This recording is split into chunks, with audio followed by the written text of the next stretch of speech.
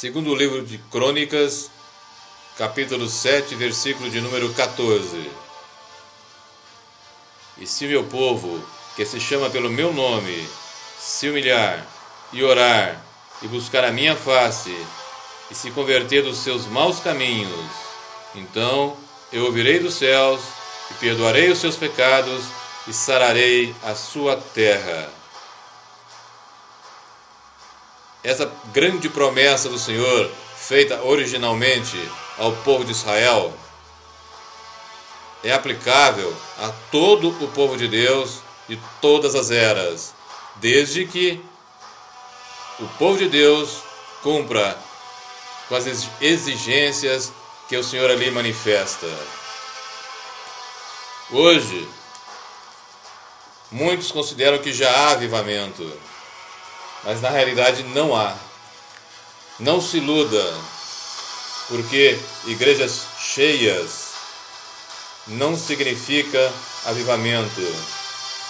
Essas estatísticas que dizem a respeito do número de evangélicos que tem crescido demais aqui na pátria brasileira, não se iluda pela quantidade de pessoas que têm cartão de membro, que frequentam igrejas. Não se iluda. A igreja hoje é por demais mundana. E esses que frequentam igrejas, a sua grande esmagadora maioria são pessoas que têm o nome de cristãos, mas são mundanos.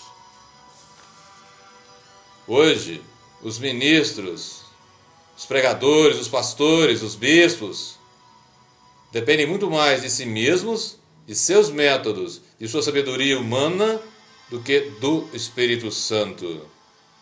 A maioria tem medo de depender só do Espírito Santo. Então não tem discernimento. E aí o que ocorre? Confundem manifestações carnais com espirituais, animamento com avivamento, barulho com unção, gritaria com poder de Deus, dom do Espírito com a pessoa do Espírito Santo, alegria humana com gozo no Espírito. Eles querem agradar ao homem e não a Deus em primeiro lugar. A igreja de hoje tem muito pouca oração, tem muito pouco comunhão com o Senhor Deus Todo-Poderoso. E o que o Senhor exige e quer? Uma comunhão constante, profunda e perseverante com Ele. A igreja de hoje está abandonando a palavra e, ao contrário, exaltando a música. Veja o que eu estou dizendo. Está exaltando a música. Eu não estou dizendo adoração. Eu não estou dizendo adoradores, mas música.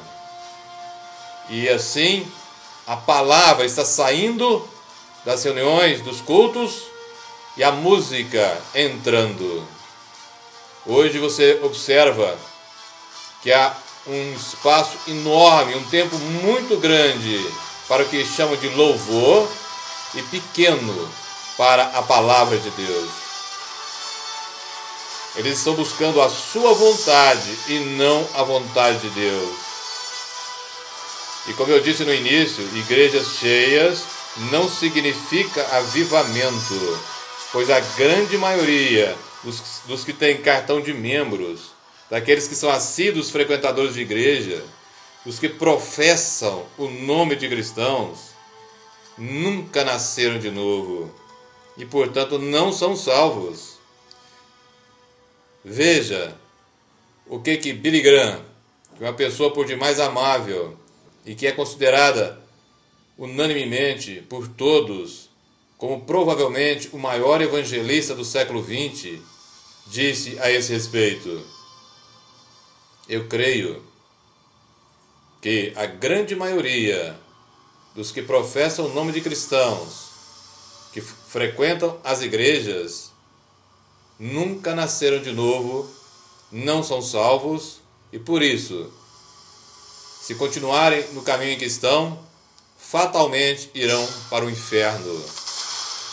E ele continua dizendo: eu ficaria muito grato se dos milhares e milhares de pessoas que disseram que foram à frente aceitando a Jesus nas minhas cruzadas, se pelo menos 5% delas forem verdadeiros cristãos.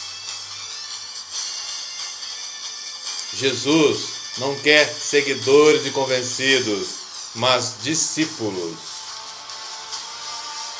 Avivamento é presença manifesta de Deus no meio do seu povo.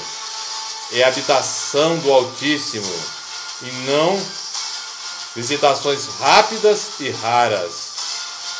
O avivamento é quando o homem entrega a direção da igreja ao Senhor e dele depende totalmente. O avivamento verdadeiro é uma obra sobrenatural. Não se marca hora, dia e mês para começar um avivamento. Deve-se desejá-lo, buscá-lo, como o Senhor nos manda no segundo livro de Crônicas, capítulo 7, versículo 14. Mas é Deus quem vem e age.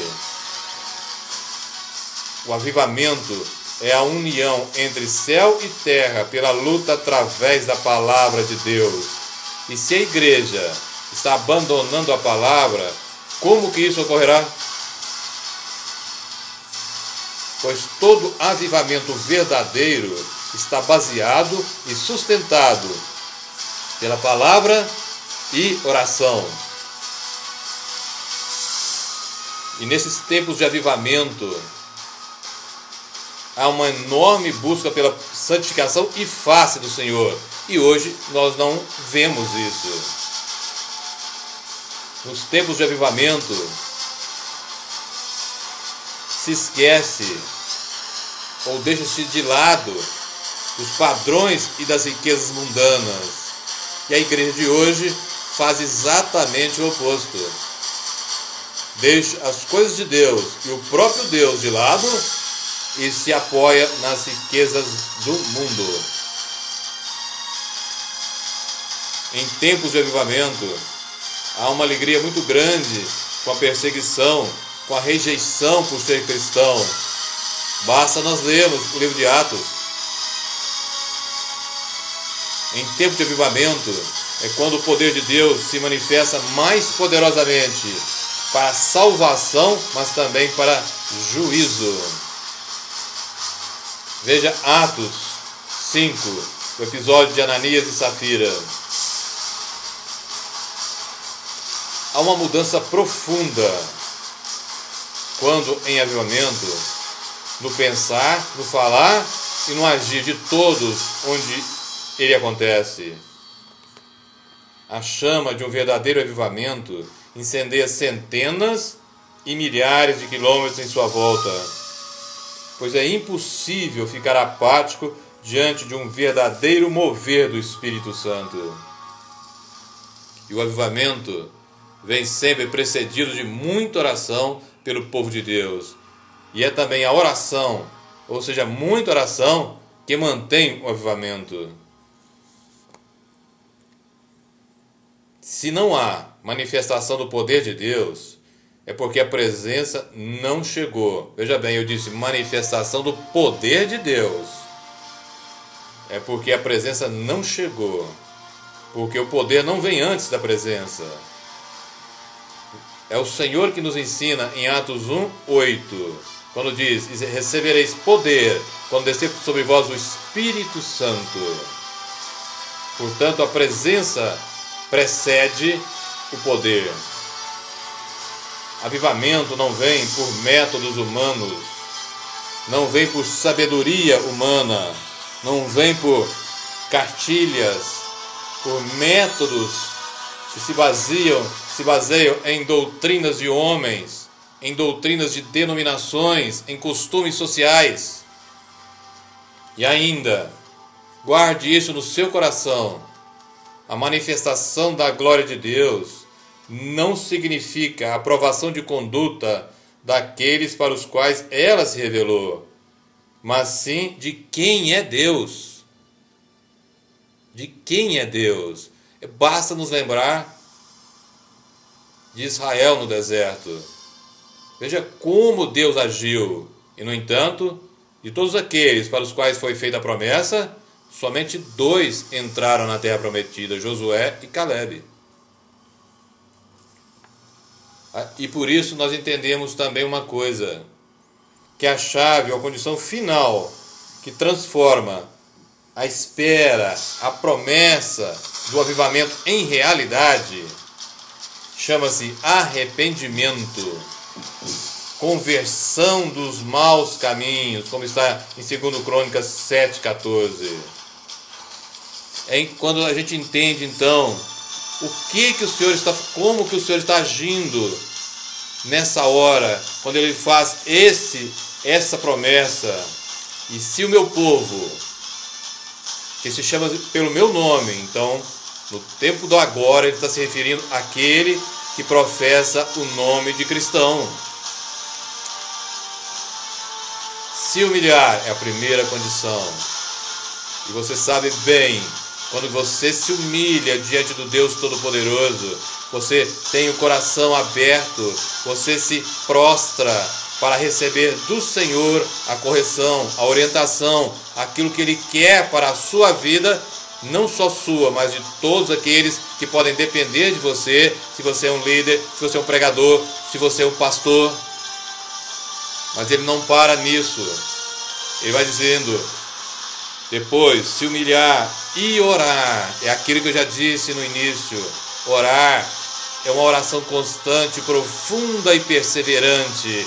É a busca constante. E esta oração, o que ele fala, orar e buscar a minha face, estão interligados. Você ora, busca a face de Deus, e a busca da face do Altíssimo Deus é a intimidade com o Senhor, é saber e conhecer e dar também a conhecer o Senhor. É querer saber o Senhor e conhecer e adorar a Deus pelo que Ele é e não pelo que Ele faz. É uma renúncia a nós mesmos, é a renúncia dos prazeres do mundo, é a busca de Deus, tão somente de Deus e de dele depender. Veja o que está no Salmo 42. É Davi, o grande adorador da Bíblia. Olha o que ele diz nos versículos 1 e 2. Como o servo brama pelas correntes das águas, assim suspira a minha alma por ti, ó Deus. A minha alma tem sede de Deus, do Deus vivo. Quando entrarei e me apresentarei ante a face de Deus. Este é o coração de alguém que está em busca, sedento pela presença do Senhor, sedento por estar na presença do eterno Deus.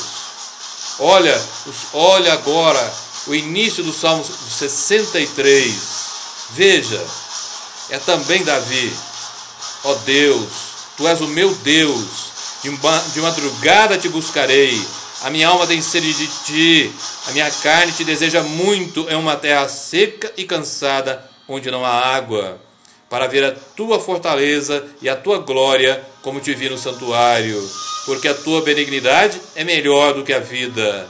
Olha bem, a tua benignidade é melhor do que a vida, os meus lábios te louvarão.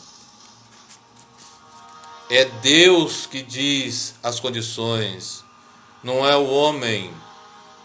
Então, se o povo de Deus se humilha, ora insistentemente, porque nenhum avivamento vem sem que o povo de Deus ore e ore muito, e persevere em oração, porque toda palavra profética só é cumprida depois de muita oração, de muita busca da face de Deus. Mas não fica só nisso, como eu disse, o que separa a promessa da realidade do avivamento chama-se arrependimento, mudança de vida. Veja, para a vinda do Senhor Jesus, que a gente pode dizer assim, que seria o avivamento dos avivamentos, foi necessário um profeta, João Batista, com uma única mensagem: arrependimento. Mateus 3:2 diz que a palavra do Senhor veio até João Batista e ele começou então a dizer: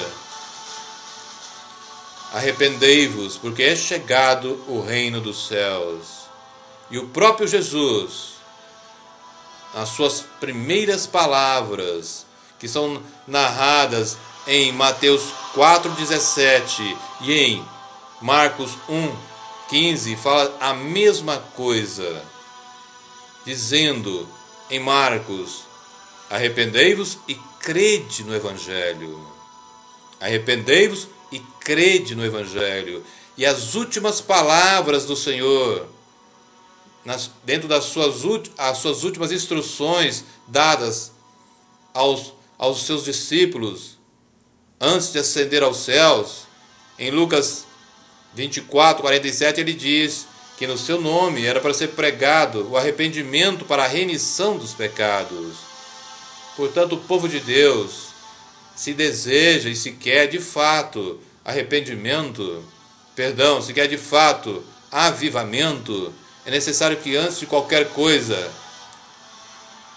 mude o seu caminho, se converta dos seus maus caminhos, saia de desejar somente as coisas mundanas e se esqueça totalmente delas, porque eu repito mais uma vez, os padrões, ou o padrão, ou as riquezas do Evangelho são espirituais e não mundanas.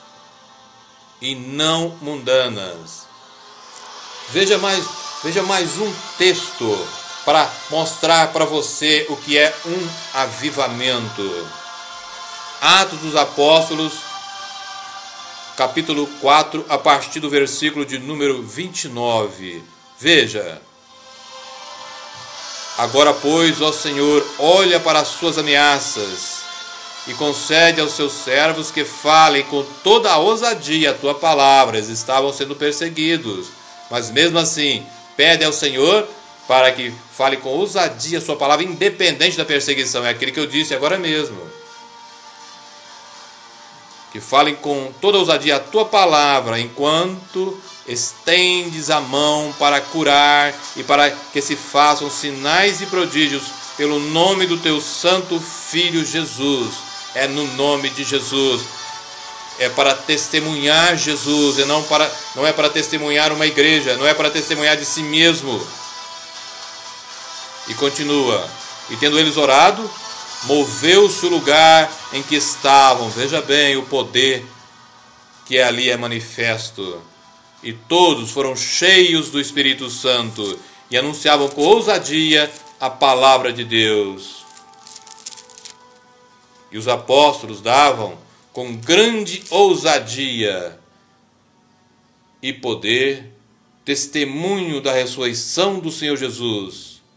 E em todos eles havia abundante graça. Isso sim traduz um avivamento. Mas hoje, para você, para todos nós, ainda há uma esperança, pois bíblica e historicamente nós vemos que aquilo que antecede um grande mover de Deus, que antecede um verdadeiro avivamento, há um período terrível de aridez e de frieza espiritual, que é exatamente o que está ocorrendo agora com a igreja do Senhor. Assim ocorreu antes da vida de Jesus, assim ocorreu antes do despertamento espiritual na Inglaterra com John e Charles Wesley, assim aconteceu antes do despertamento do avivamento de Gales em 1904, sob Evan Roberts. Por isso, ainda há uma esperança para a igreja. Mas se todos aqueles que de fato são cristãos não cumprirem com essas condições que o Senhor coloca, porque são todas condições internas, não haverá avivamento. Não haverá avivamento. Portanto, se por um lado depende do povo de Deus, creia que se você hoje ainda é cristão só de palavra, mas não é de vida, mude a sua vida hoje. Se arrependa dos seus pecados, saia dos seus maus caminhos e entregue totalmente a sua vida a Deus. Deixe que o Espírito Santo te conduza dia após dia, para que de fato você tenha e seja um daqueles que sinceramente e que com toda certeza irá participar do avivamento, da presença manifesta de Deus entre os seus. Eu repito, avivamento se caracteriza por uma presença manifesta do Senhor através do Espírito Santo no meio dos seus, e não de breves e raras visitações. Reflita sobre isso e, em nome de Jesus, cumpra com essas exigências de 2 Crônicas 7,14, para que, enfim, tenhamos a graça maior do avivamento em toda a igreja do Senhor. Em nome de Jesus.